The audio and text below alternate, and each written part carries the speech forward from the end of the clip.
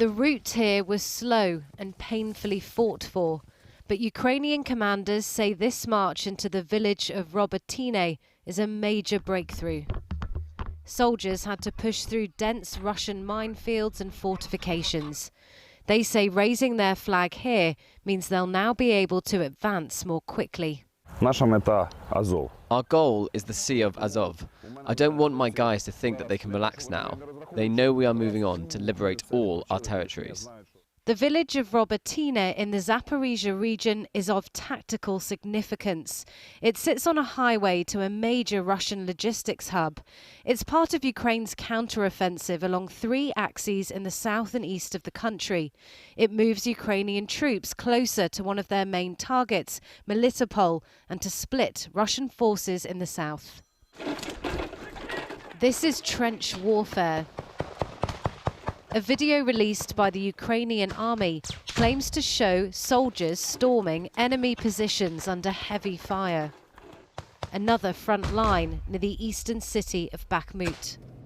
This week, Ukrainian officials have been defending their strategy after criticism that June's much-anticipated counter-offensive isn't delivering. What had happened is the Ukrainians changed tactics in mid-June to their own way of fighting, which is to try and waste Russian resources, weaken Russian resistance, and keep Ukrainian casualties down. This started generating a lot of criticism, particularly as it seemed that they were going slowly. People saying they weren't following NATO tactics. They weren't taking advantage of the equipment that they had been given. And what we have seen in the last few days is the sign that that campaign seems to be working. Far from the front line, Russia is waging economic war. This is wheat, not weapons. Until 6 weeks ago, Ukrainian ships could safely export their grain through its Black Sea ports. But investigators say since Russia quit the grain deal, there's been a deliberate attempt to destroy Ukraine's grain exports. It's the grain elevators themselves which have been targeted. So these are the infrastructure used for the offloading of grain onto trains and ships in the ports.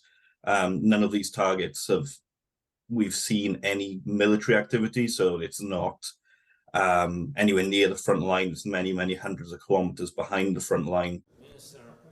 President Zelensky met with Turkey's foreign minister on Friday to try and revive the agreement. Today, the second ship left the port city of Odessa without the deal's protection. Many countries depend on this grain. Russia now labels the cargo a legitimate military target.